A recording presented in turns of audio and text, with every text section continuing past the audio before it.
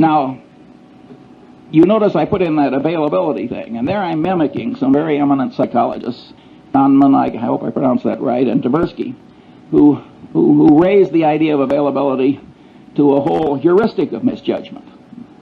And, you know, they are very substantially right.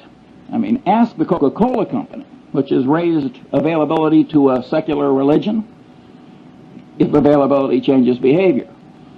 You will drink a hell of a lot more Coke if it's always available. I mean, availability does change behavior and cognition. Nonetheless, even though I recognize that and applaud Tversky and Kahneman, I don't like it for my personal system, except as part of a greater subsystem, which is, you got to think the way Zeckhauser plays the bridge. It isn't just the lack of availability that distorts your judgment. All the things on this list distort judgment.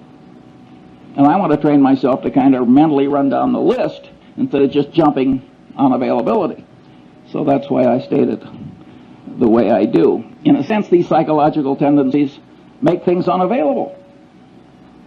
Because if you quickly jump to one thing, and then because you've jumped to it, the consistency and commitment tendency makes you lock in, boom, that's error number one. Or if something is very vivid, which I'm going to come to next, that will really pound in. And the reason that the thing that really matters is now unavailable, and what's extra vivid wins, is, I mean, the extra vividness creates the unavailability. So I think it's much better to have a whole list of things that cause you to be less like Zeckhauser than it is just to jump on one factor. It's a miracle they worked for me. But I will say this, I know no wise person who doesn't read a lot. I suspect that you can read on the computer now and get a lot of benefit out of it. But I doubt if it'll work as well as reading print worked for me. And I think people who multitask pay a huge price, and they think they're being extra productive, and I think they're occupying. I use the metaphor of the one-legged man in the ass-kicking contest.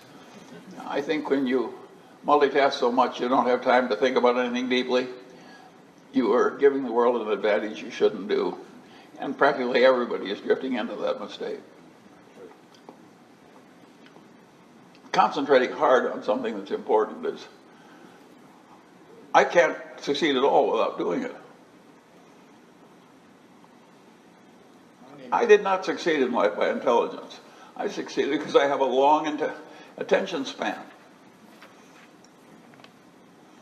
And here again, it doesn't just catch ordinary mortals, it catches the deans of physics. According to Max Planck, the really innovative, important new physics was never really accepted by the old guard. Instead, a new guard came along that was less brain-blocked by its previous conclusions. And if Max Planck's crowd had this consistency and commitment tendency that kept their old conclusions intact in spite of disconfirming evidence, you can imagine what the crowd that you and I are part of behaves like. And of course, if you make a public disclosure of your conclusion, you're pounding it in to your own head. Many of these students that are screaming at us, you know, they aren't convincing us, but they're forming mental chains for themselves, because what they're shouting out, they're pounding in. And I think educational institutions that create a climate where too much of that goes on are, in a fundamental sense, they're irresponsible institutions. It's very important to not put your brain in chains too young by what you shout out. And all these things like painful qualifying and initiation rituals, and all those things pound in your commitments and your ideas. And the Chinese brainwashing system, which was for war prisoners, which was way better than anybody else's, they maneuvered people into making tiny little commitments and declarations, and then they'd slowly build. That worked way better than torture. They are learning machines. They go to bed every night a little wiser than they were when they got up. And boy, does that habit help particularly when you have a long run ahead of you.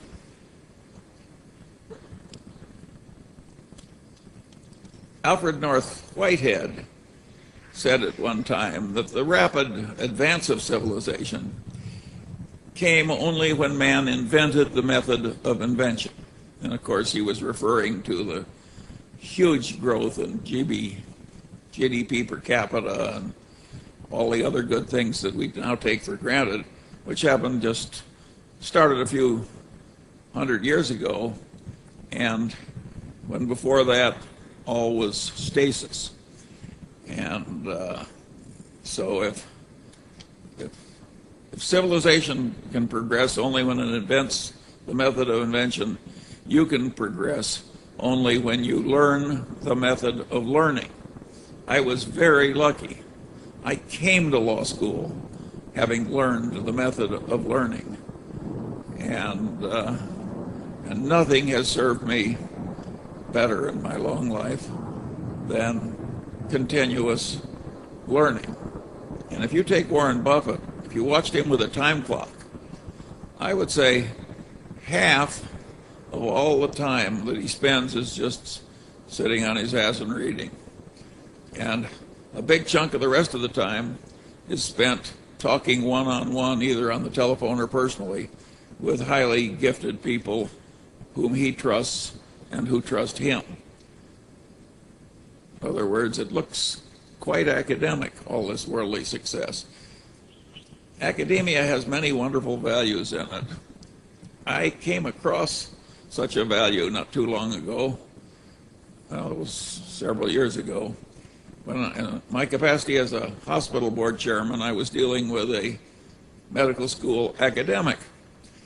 And this man, over years of hard work, had made himself know more about bone tumor pathology than almost anybody else in the world, and he wanted to pass this knowledge on to the rest of us, and particularly the people that treat cancer, bone cancer. And how was he going to do it? Well, he decided to write a textbook that would be very useful to other people. Now, I don't think a textbook like this sells 2,000 copies, but those 2,000 copies are in all the major cancer centers of the world. He took a year's sabbatical, and he sat down at his computer, and he had all the slides because he'd saved them and organized them and filed them.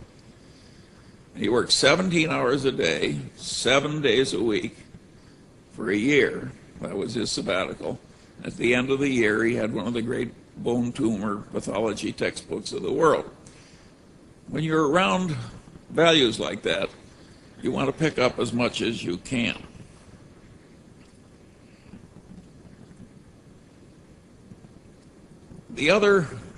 Another idea that was hugely useful to me was that I listened in law school when some wag said, a legal mind is a mind that when two things are all twisted up together and interacting, it's feasible to think responsibly about one thing and not the other.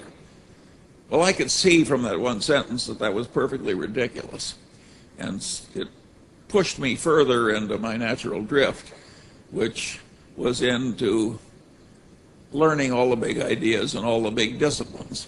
So I wouldn't be a perfect damn fool who was trying to think about one aspect of something that couldn't be removed from the totality of the situation in a constructive fashion.